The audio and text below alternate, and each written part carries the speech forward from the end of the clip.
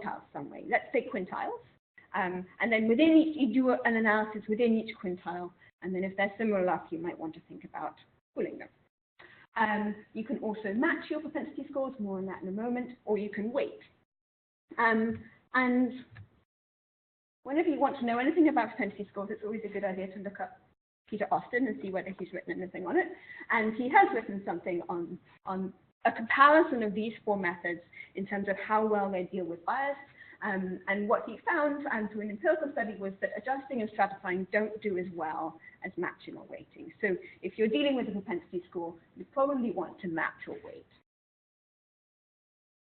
So how does matching work? This is my little diagram of matching. So each blob represents a patient, and blue blobs are exposed patients, and orange blobs are unexposed patients.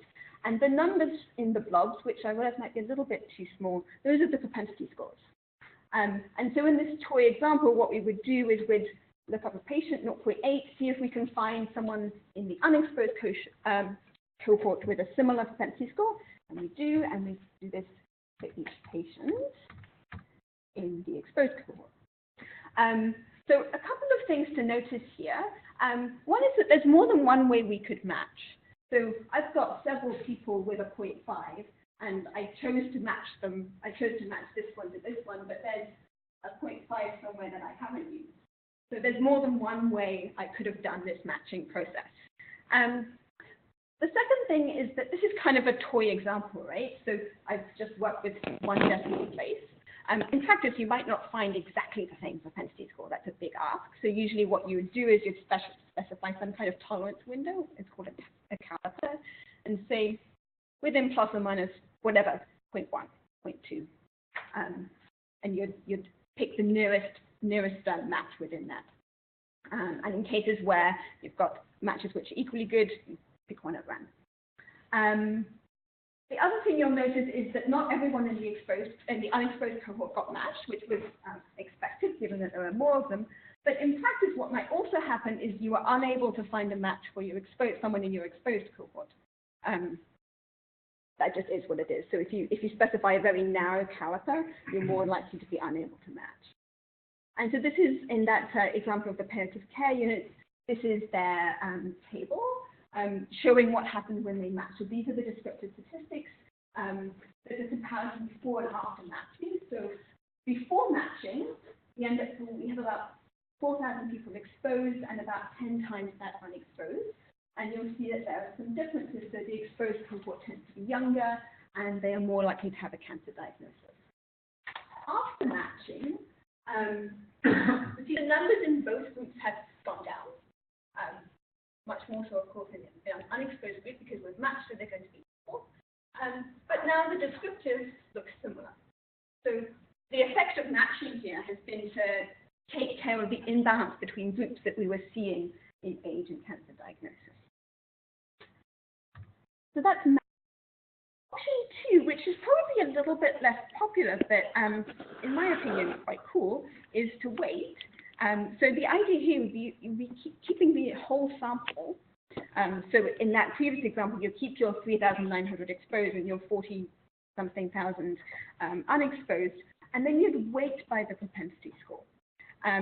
So if you had someone in your exposed group who had a propensity score of 0.9, they would receive a weight of 1 over 0.9 or 1.11.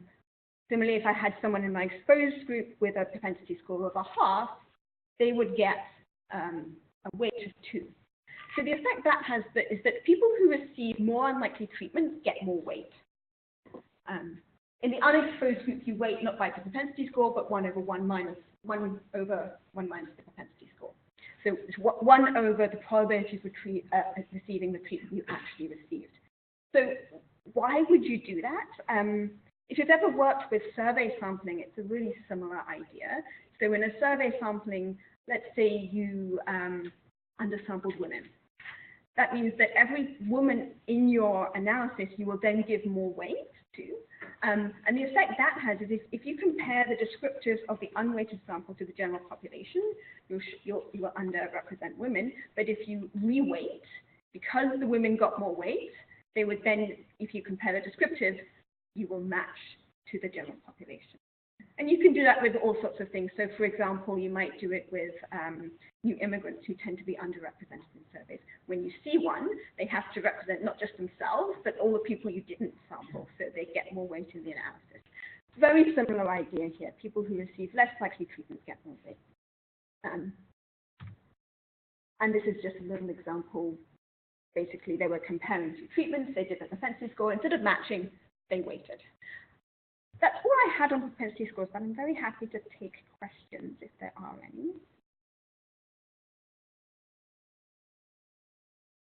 Yes.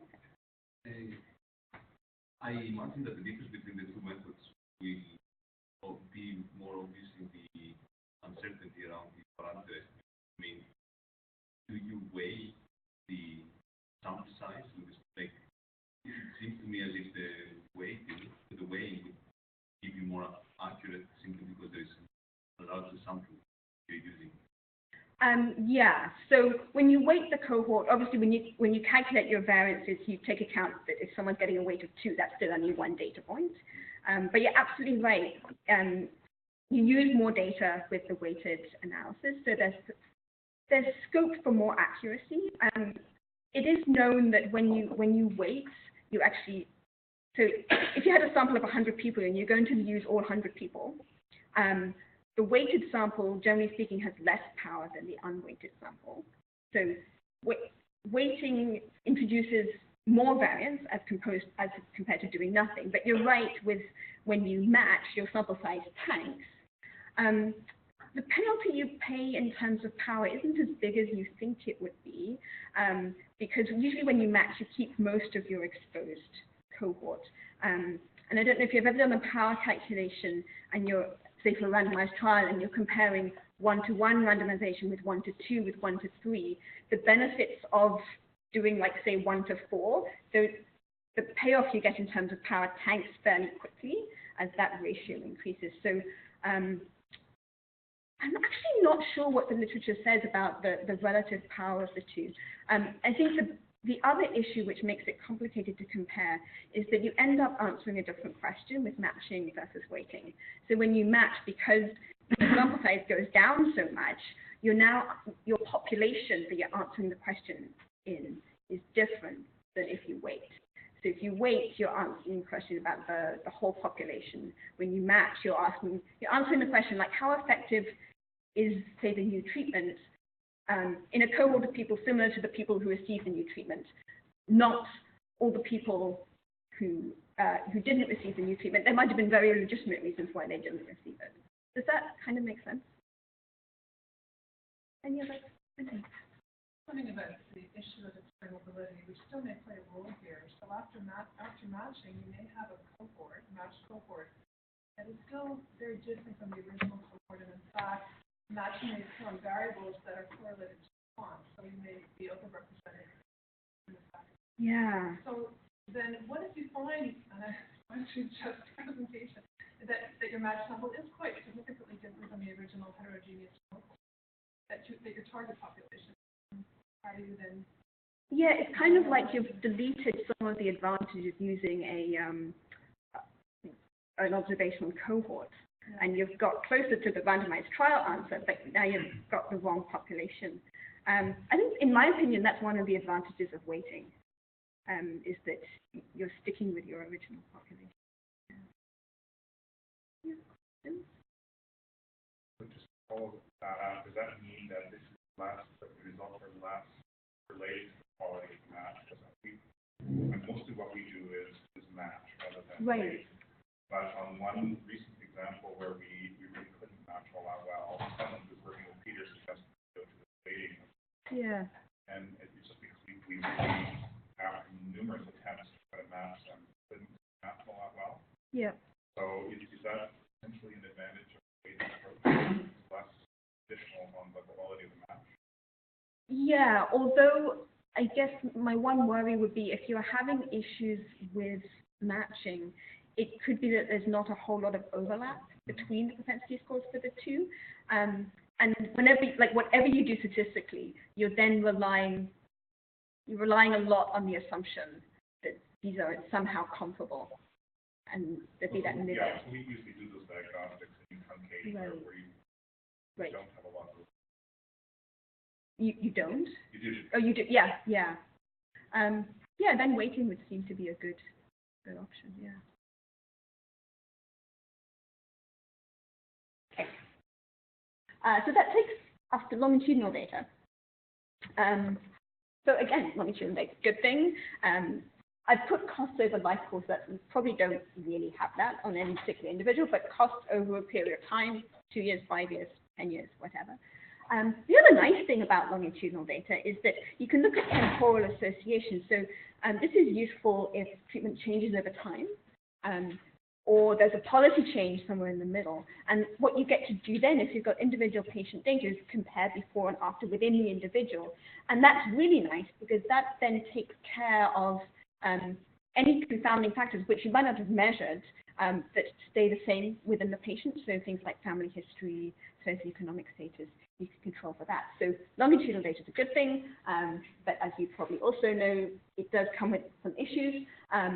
You have correlation within patients, and you're also probably going to have to handle loss to follow-up. So you might have said, we want to follow people for 5 years, and people said, well, I don't want you to follow me anymore. Yeah. So you've got some dropout, loss to follow-ups, missing data, that sort of thing. And fortunately for us, statisticians have been thinking about this for quite some time, so there's a good 30, 40 years of research on this. I thought I'd talk very briefly about how you deal with dependence in longitudinal data. You can take a parametric approach, or you can take a semi-parametric approach. The parametric approach usually comes down to mixed models. So mixed models, how many people know mixed models? So I'll give you kind of a brief rundown on how they work. So this is basically, it's a maximum likelihood you specify a distribution for your data. And you're going to attempt to describe correlation in your data. So the idea is you would regress your outcome Y, let's call it blood pressure, onto your covariates. And then pretend for the moment that you isn't here. This would look exactly like a normal regression model. Okay, so you've got some called residuals E. The issue then is that we don't believe that if we don't have the U there, that the errors are independent. They're going to be correlated within patients. So we introduce U, which is a random effect. And what that's doing is it's saying, well, look, like some people just have higher blood pressure, and you can measure them now, you can measure them in 2 years' time, you can measure them in 5 years' time. They're going to always kind of track higher than the rest of the population, and some people are just going to track lower. And we're going to try to explain it as best as we can with our X's, which will be age, gender, whatever else you want. But there's some things we haven't measured which are still causing these people to track higher, even after you account for all of that. And we call that a random effect. So basically, you're telling your model, there's something I haven't measured that's inducing correlation in this data and is making some people track higher and some people track lower. We don't estimate that. You just tell your model that it's there. And then what the model will do is we'll say, okay, so that causes some correlation in the data, and I know what that correlation is going to look like. So now I can just maximize my likelihood. The statisticians love maximizing likelihood. So as long as we can write down what the model is, you can maximize your likelihood, you can estimate your betas, you can get standard errors, and everything looks quite nice. I'm going to skip that. However, so parametric models, mixed models are great, but sometimes it's quite difficult to get your likelihood right. That's the downside of that. You have to get the likelihood right. And if you're dealing with cost data, you might not want to use a normal distribution. You might find that there's no distribution that really fits your data in a convincing way. And so the solution to that is, well, don't. Right? So if all you want to know is about the mean, then why don't we model the mean and not model anything else? That sounds kind of like a good answer, right? So this is called a semi-parametric model because it's half parametric. So we use parameters to describe the mean. The parameters here are beta. These are the things we want to estimate. So this looks exactly like a normal regression model, except that I've just estimated the mean, and I haven't put a distribution on the residuals. I've told you nothing about the residuals. They could have any shape you want at this point. And And there's some nice things called generalized estimating equations, which will allow you to estimate the betas and produce some standard errors without ever having to model the correlation structure or specify anything else about the distribution, which is nice. There's always a price when you do that, though. So you don't get things for free in statistics generally. And the price you have to pay is that the variance estimates, your standard errors, your p-values, your confidence intervals rely on having a fairly large sample. So if you've got a small sample, you might want to think about bootstrapping. But semi-parametric models are quite a nice feature. Any questions about longitudinal data before I go on? I know that was kind of like a, yeah. How large is large? How large is large? It's one of those questions that statisticians refuse to give you a straight answer to. Because the answer is it depends. So it's like the question of when can I apply the central limit theorem? Well, if your data is normal, apply it to 5. But if it's very, very skewed, you're going to need hundreds, maybe thousands. So it's not at all a useful answer to a good question. So I think what I do in practice when I'm wondering, especially when I'm doing lots of analyses on the same data, is I'd get the GEE to pop out the usual estimate, and then I'd compare it with the bootstrap. And if they look similar, and you can also look at the bootstrap distribution. If the bootstrap distribution is looking kind of normal, then you're good. If it looks really different, then you're probably going to have to bootstrap everything. Does that help? It's a good question. Any other?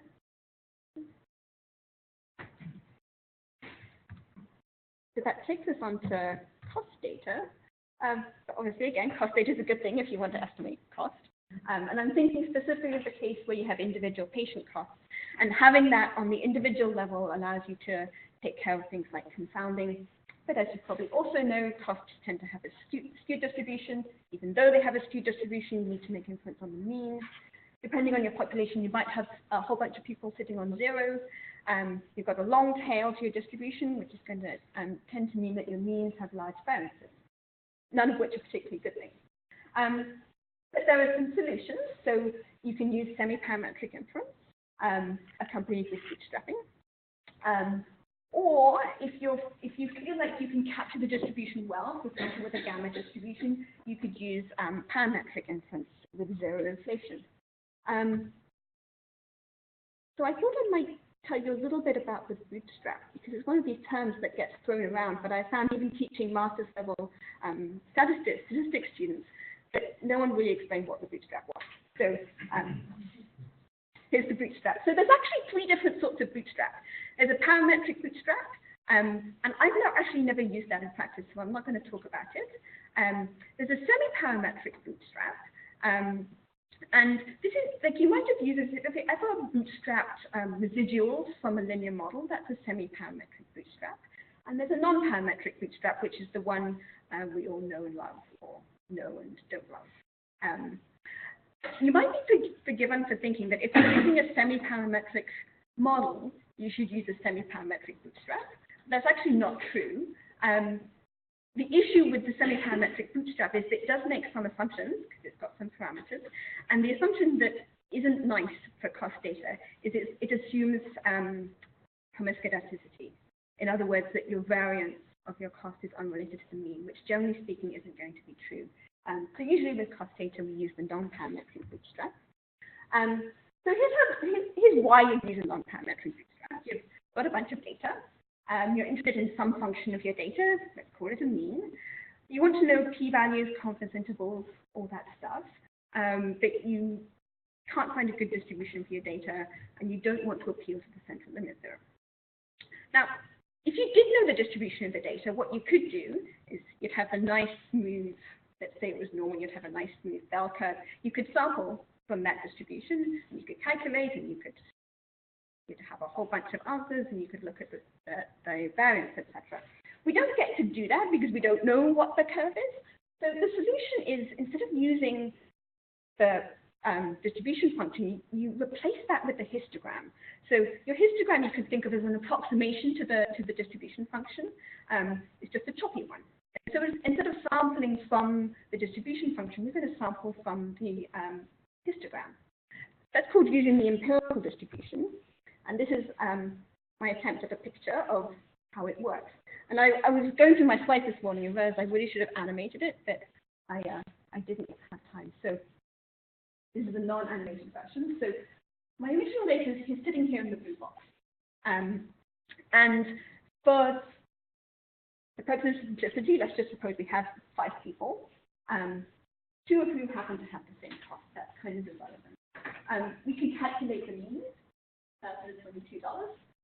So that's nice, but we would like a confidence interval. So what do? So we start up. Let's construct a bootstrap sample, which turns out to be exactly the same thing as sampling with replacement. So imagine a empty brown oval, and then I would sample here, sort of close my eyes and look the other way, and pick something out at random. And it goes, oh, okay, so 100. So I then put it in my brown oval, but I put it back in here. And then I'm going to repeat that. I do that again. I get 5,000, make a note, put it back. And I do that 5 times. So here's my first bootstrap sample. And as you'll see, I got 5,000 twice, and I didn't get the white 0 at all. So that can happen when you're doing something replacement. I then calculate the mean of the observations in my first bootstrap sample and make a note, and it's 2020. That's all I obtain from the bootstrap sample, is the mean. I then repeat that again. As you can see, I've got a very different looking sample. I calculate the mean, and let's say it's 4.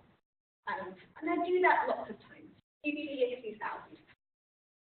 And then when I've done that a few thousand times, I can plot the histogram of the bootstrapped means. And this is what the histogram looks like. It looks kind of goofy because I only had 5 data points to begin with. So now my estimate of the standard error of that mean is 863. And to construct a 95% confidence interval, kind of the conceptual way to think about it is, well, I could chop off 2.5% of the area here and 2.5% of the area here, and that would give me a confidence interval.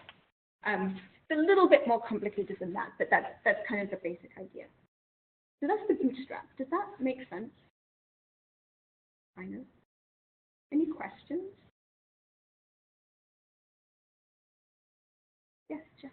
To make your confidence interval, did you do the chopping at the 2.5, or did you use the standard error of the mean? Oh, good question. I use a slightly more sophisticated way of chopping, because if you use the standard, so you can only use the standard error of the mean and do plus or minus 2 standard errors if the bootstrap distribution looks normal. But if when I plotted this, it looks like a nice bell curve, go ahead and use the standard error of the mean. If it looks like this, then you have to chop. Any other questions?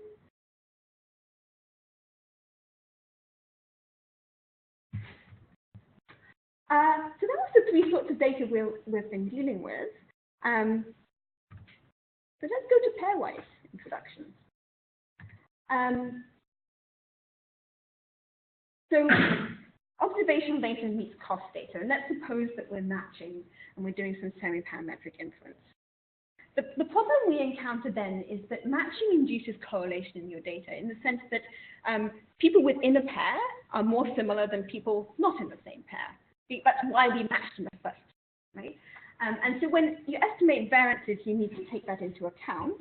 And here's a paper by Peter Austin explaining why you need to take it into account. So your standard errors, your p-values are a little bit off if you don't take it into account. And so if you're bootstrapping correlated data, so you're trying to estimate a difference in means, you can do your bootstrap. But you have to remember you have to bootstrap matched pairs, not individuals. And so here's a picture of what it should look like. So this is my original match sample, where the color, people of the same color are in the same matched pair. This is a correctly constructed bootstrap sample.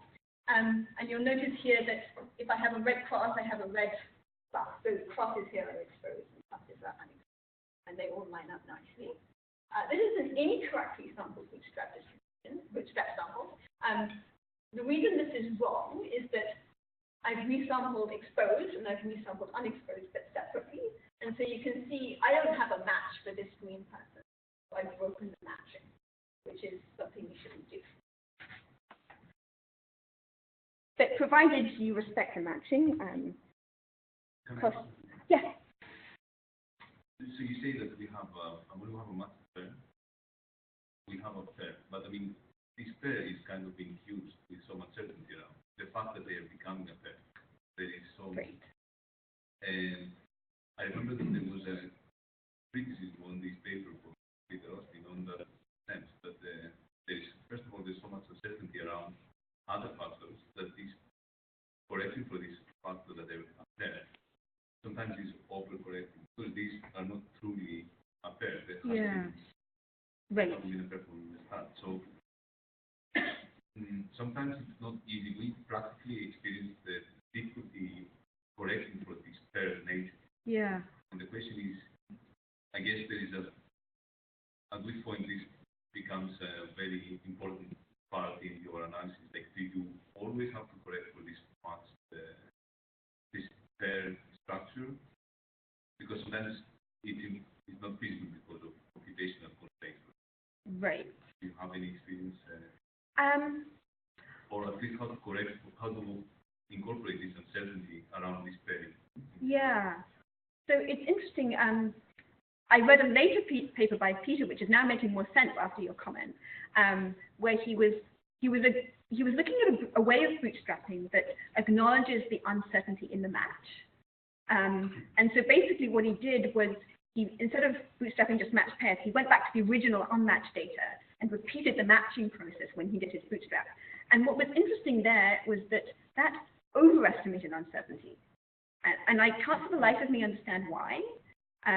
But when you do that bootstrap and you repeat the matching process with the bootstrap, your confidence intervals are too wide.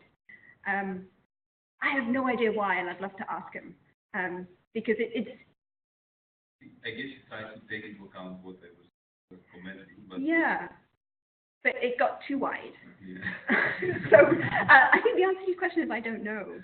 I think the effect is fairly small, so it probably won't kill you not to do it, but you probably should.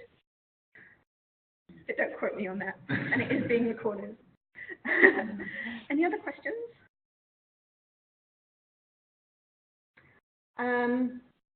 I think I'm actually going to skip the longitudinal data meets cost data. This was, all I was going to talk about here was the fact that censoring is informative on the cost scale, which is why you need to inverse correlative censor weight or something like that. So in the interest of time, I think I'm just going to skip that and get on to, this actually came up from a phone call I was on a couple of months ago. So they had matched observational data longitudinally. So the matched cohort was people on oral anticoagulants comparing people on warfarin, and they were matched on a propensity score.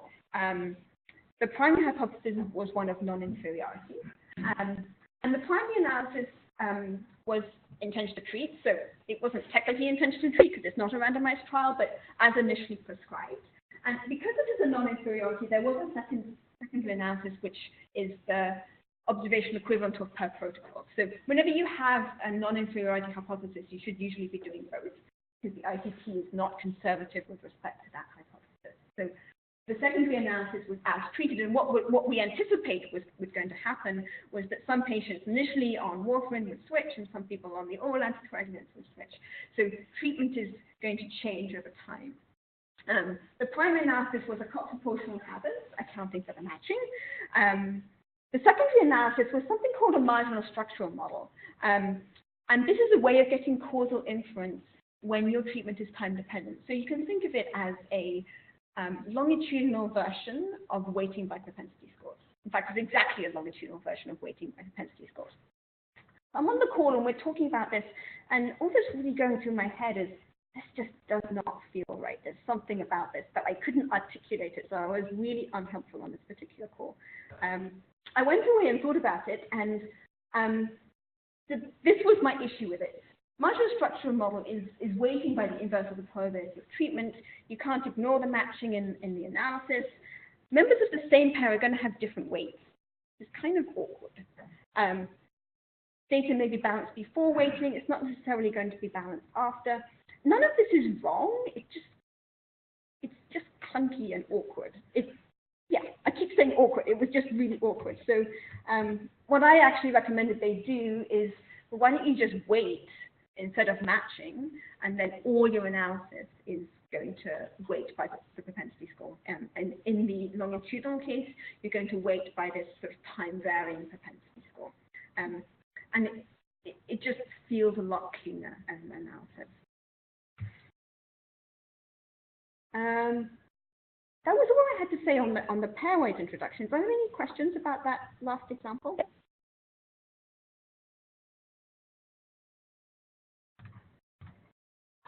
So now we get to put them all together. And this was the example I was talking to THETA about, which kind of suggested this as a topic. So she was looking at phase-based cost estimations. She had matched data, and it was also longitudinal. So phase-based cost estimations, my understanding of it is it's trying to respect the fact that often around the time of diagnosis, you're going to have higher costs. You'll enter into a stable period where costs will be lower, and then around the time of death, they're going to climb again. And if you can account for that in your analysis, it should be a little bit more precise, because you're explaining some of the variability in costs. So she had longitudinal observational data.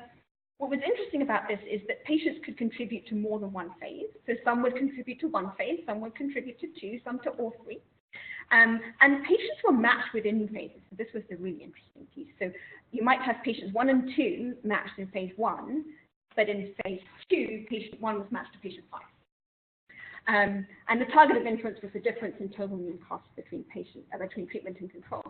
So this is my attempt at a picture of describing this. So imagine that the curve is smooth. I was doing it with my mouse on my computer.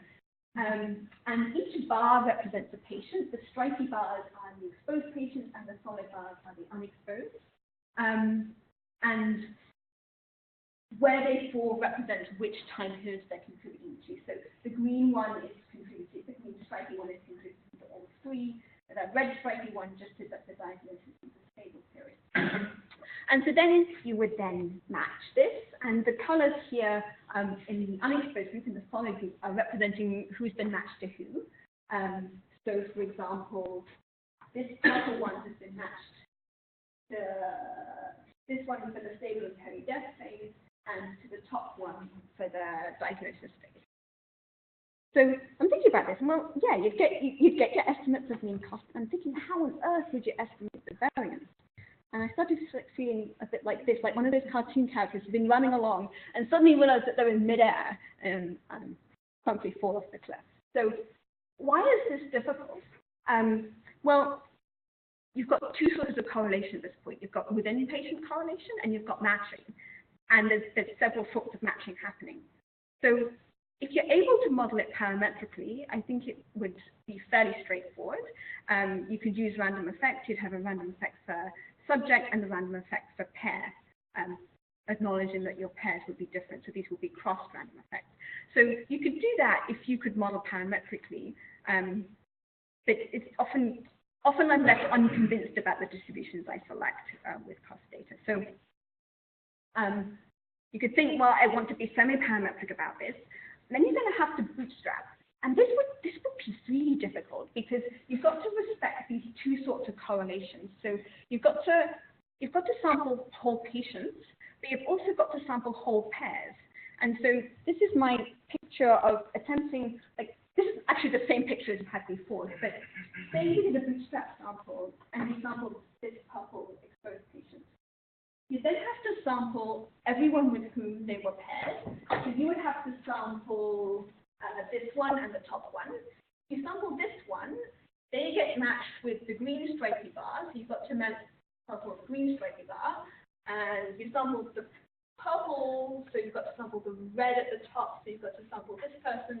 And then you've got to sample everyone who was matched with the green stripy bar and the red stripy bar. And you just sample everyone at this point. So what this says is that there's actually only one sampling unit. You might have 8 people here, there's only one sampling unit.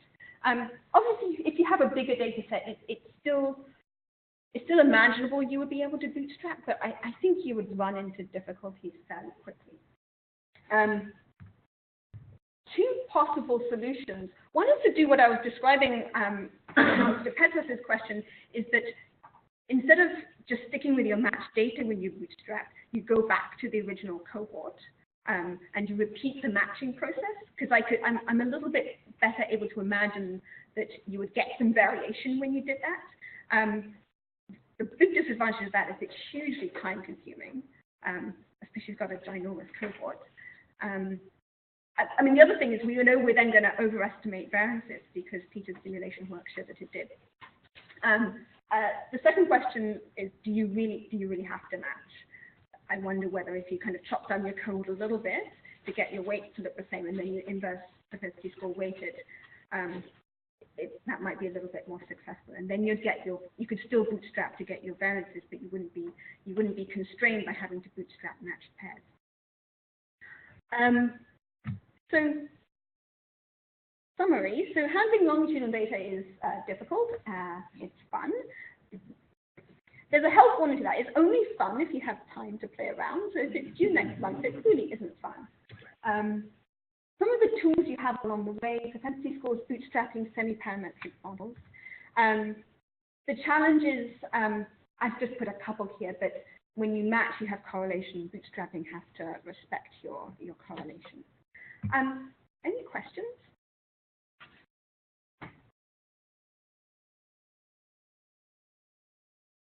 Yeah.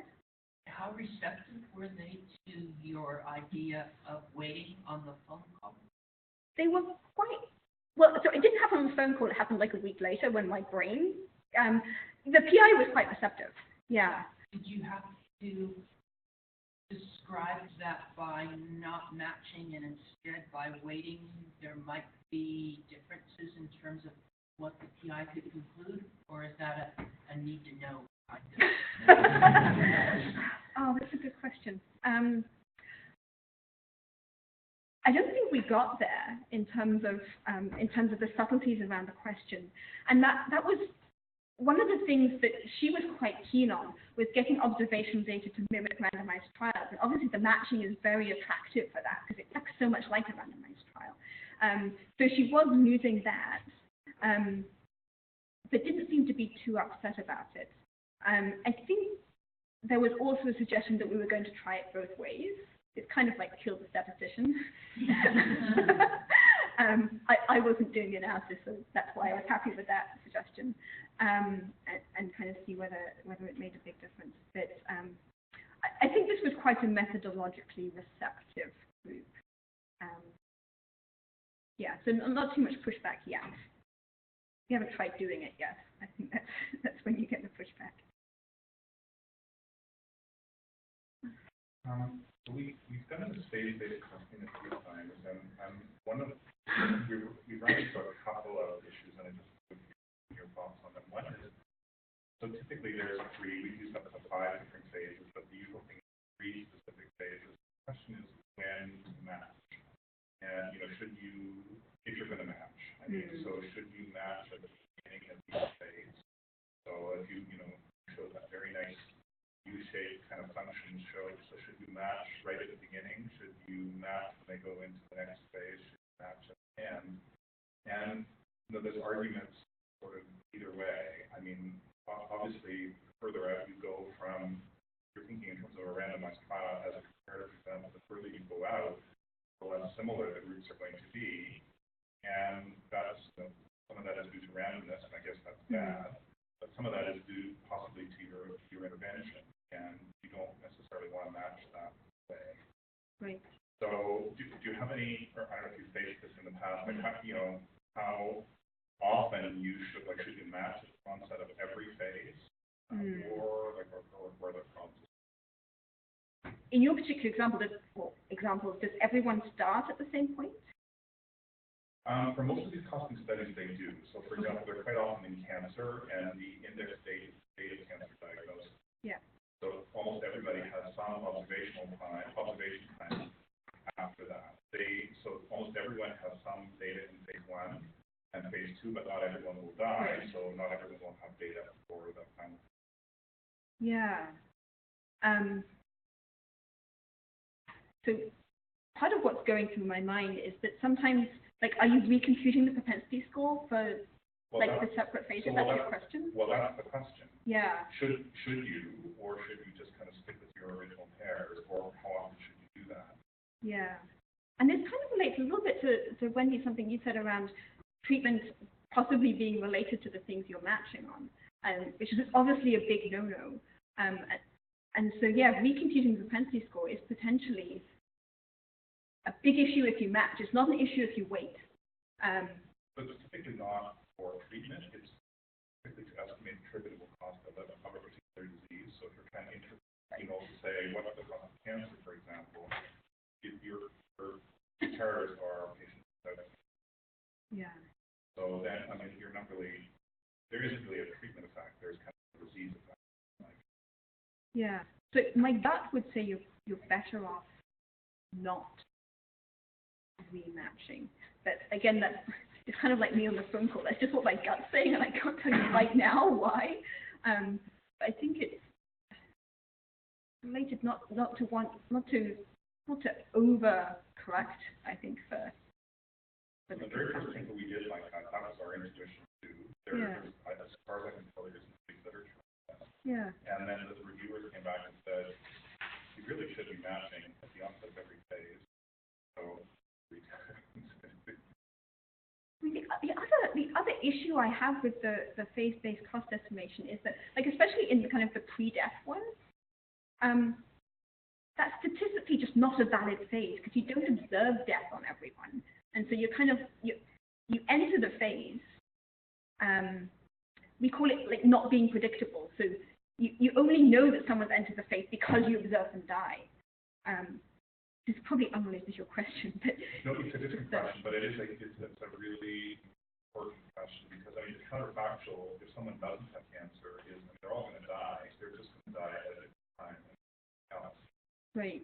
So if you estimate that, if you take the patients who died of other things, compare them to the cost of dying of cancer, that's the valid. Is that what you should be comparing to? If that's the case, it's happening much later. They're older. They're different patients by the time they're dying. Or should the counterfactual be they're just they're just continuing to live on in their sort of phase 2, not dying, and the literature is done both ways. Right. Yeah, and I guess the statistically, the way it does relate to your question is that the start of the phase is not a well-defined time point. Like you might be able to define it by looking forward in time, but you can't define it based on what you've observed to date, which is, I guess, to me, that would be one reason not to rematch at the start of the phase, because the start of the phase isn't a well-defined point in itself. Are there any special issues you want to identify for working in child health? For example, the stage of the variable, stage, saturation level, developmental level, you find yourself, for example, needing to stratify or separate your analysis. Any other special issues? That's a good question. And I haven't got to do too much related to economic evaluation in child health. I guess I'm in my second year at Sick Kids now. One thing I have noticed a lot is censoring, because age is always a predictor of censoring, and like in these clinic-based cohorts, always, which is statistically awkward. And so sometimes the way I've got around that up to now is either you just calculate the probability of being censored as a function of age, or sometimes I've truncated follow-up so that I have at least 2, and stuck to kids 16 or less, so you have a some point. But there's probably a whole lot of other issues lurking.